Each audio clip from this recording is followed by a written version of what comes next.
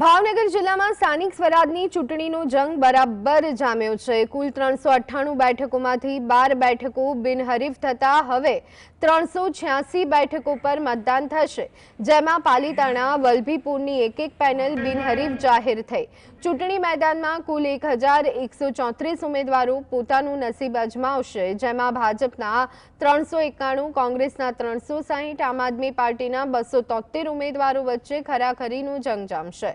મહાનગરપાલિકાની 52 બેઠકો માટે 150 ઉમેદવારો મેદાનમાં છે, જ્યારે જિલ્લા અને તાલુકા પંચાયતમાં ત્રિપાંખીયો જંગ જોવા મળશે।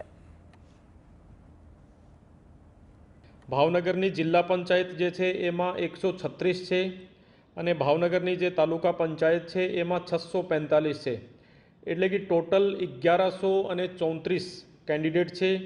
386 સીટ માટે આ ચૂંટણી થશે અને જે 1134 જે કેન્ડિડેટ છે એમાં ટોટલ ભાજપના 391, કોંગ્રેસના 360, આમ આદમી પાર્ટીના 273 અને બીજા અપક્ષ અને જે અન્ય છે આ 100 છે।